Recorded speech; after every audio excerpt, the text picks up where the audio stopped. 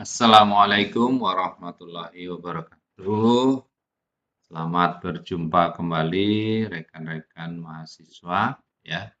Pada pertemuan kali ini kita akan mencoba membahas tentang elektromotif force ya dalam peristiwa elektrodinamika yang berkaitan nanti dengan hukum Ohm ya. Yang barangkali saudara sudah mengenal bentuk hukum Ohm dalam versi yang lain ya. Itu adalah biasanya V sama dengan I kali R ya kan gitu ya. Namun kali ini kita akan lebih mendekati ya hukum Ohm dengan menggunakan bentuk lain ya, yaitu kenapa kita menggunakan pendekatan yang lain. Ya dikarenakan ini ya, apa namanya, elektron itu kan mengalir dalam satu kawat ya. Kalau kawatnya itu berbentuk volume tentu akan mengalir secara kontinu begitu sehingga dia mempunyai yang namanya rapat arus ya, atau dalam hal ini J gitu ya. Nah, dan ternyata rapat arus itu juga erat hubungannya dengan gaya persatuan muatannya, yang disebut dengan F. Ya.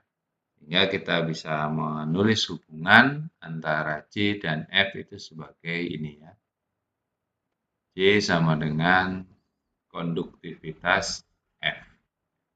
Jadi dari sini kita bisa melihat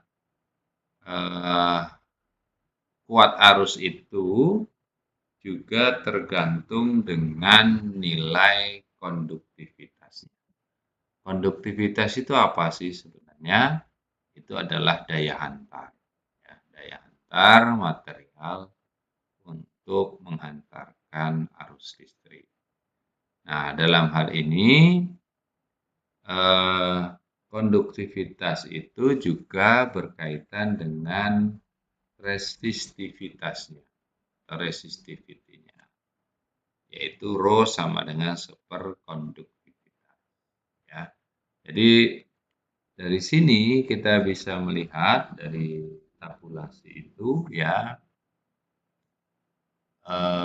ada beberapa bahan yang sifatnya konduktor dan juga yang memiliki sifat semikonduktor dan juga bahkan ada di sifatnya adalah isolator ya. Nah, tentu bahan konduktor yang sangat baik itu jika konduktivitasnya tak berhingga. Ya, jadi dia bisa menghantarkan muatan listrik itu sangat baik sekali. Nah, nah sekarang kita tinjau ya current density-nya itu dari dua aspek ya. J sama dengan sigma E plus V cross B. Ya, ini pasti saudara masih ingat ya. Adanya pengaruh medan E dan medan B itu juga akan mempengaruhi rapat arus yang mengalir. Nah, tapi karena barangkali kecepatan, perbedaan kecepatannya itu deltanya, V-nya itu sangat kecil sekali, maka V cross B-nya bisa kita abaikan. Ketika kita abaikan, tentu J itu hanya bergantung pada medan magnetiknya. Nah, bentuk inilah yang kita kenal dengan nama hukum Ohm. Ya.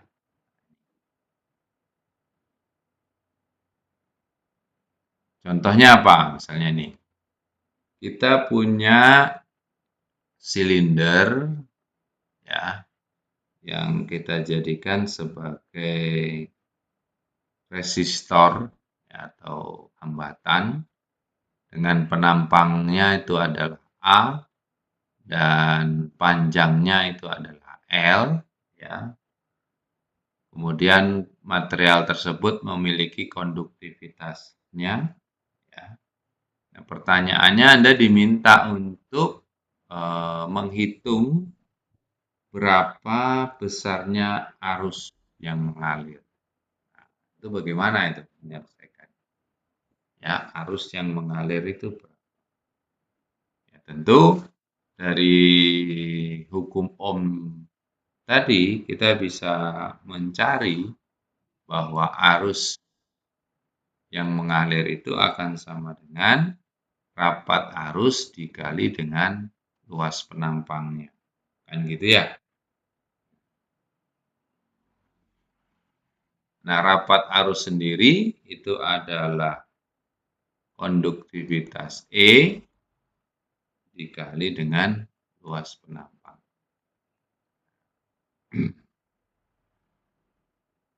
Atau dalam hal ini konduktivitas A ya dibagi dengan panjangnya dikali potensialnya. E itu kan V per L.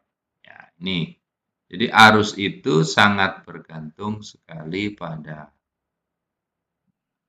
panjangnya, ya panjang L-nya, kemudian pada beda potensial. Nah, itu ya. Jadi itu I-nya. Kemudian pada contoh kedua, saudara sekalian, ya, ini kita punya dua silinder panjang dengan radius A dan B yang terpisah oleh material terpisah oleh material dengan konduktivitasnya sigma begitu ya antara atas dan bawah A dan B tadi. Jika potensialnya adalah V, berapa arus yang mengalir pada resistor tersebut? Ya, itu pertanyaan. Nah, tentu Anda harus mencari dulu medannya. Ya. Berapa sih medan yang dihasilkan antara kawat ini kan gitu ya. Jadi medannya itu adalah E karena dia vektor, rapatnya lambda ya, dibagi dengan 2pi epsilon 0 R E R pi kan gitu ya. Ini sudah kita bicarakan ini kalau cari medannya.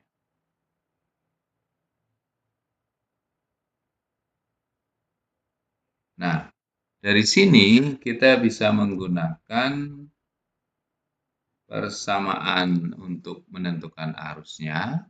I sama dengan integral J dot dA kan gitu ya. Yang ini kita bisa rubah kaitannya dengan konduktivitas J-nya. Konduktivitas sama dengan E dot dA ya. Ya, untuk apa namanya? E-nya sendiri itu kan lambda 2pi epsilon 0 R ya. Itu kita masukkan ke sini ya. Sehingga nanti kalau Anda masukkan ya, dilakukan proses integrasi dengan menggunakan koordinat silinder itu akan diperoleh konduktivitas per epsilon 0 lambda L. Nih, ya.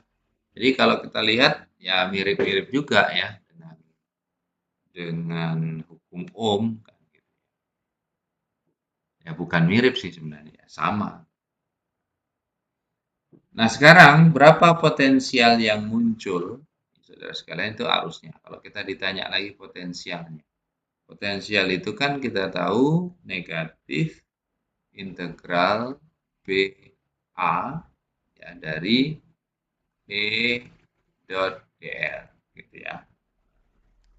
Atau dalam hal ini akan menjadi dl-nya saja yang kita integralkan kan gitu ya. Lambda per 2 pi epsilon 0 ln B per A. Ya, ini hasil akhirnya. Nah, kalau kita ingin menuliskan I dalam bentuk V supaya mirip dengan hukum Ohm, ya saya tulis di sini saja, maka I itu akan sama dengan 2pi ya, konduktivitas L per ln B per A dikali dengan P. Nah, bentuk yang ini, saudara sekalian, ini kan relevan dengan R, dengan hambatan. Sering kita temukan dalam bentuk hukum Ohm secara umumnya itu adalah V sama dengan I dikali dengan R.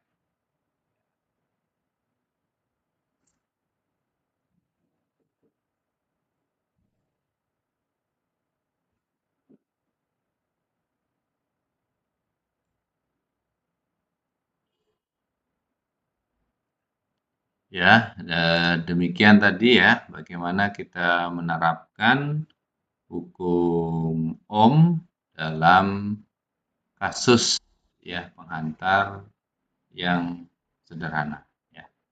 Dan biasanya untuk aplikasi lebih lanjut hukum Ohm ini juga bisa diterapkan dalam rangkaian listrik ya, baik itu rangkaian seri maupun dalam bentuk rangkaian paralel ya. Saya kira itu saudara sekalian pertemuan kita pada sesi ini mudah-mudahan bermanfaat ya, dan bisa diterapkan. Terima kasih. Saya tutup. Billahi taufiq wal hidayah. Assalamualaikum warahmatullahi wabarakatuh.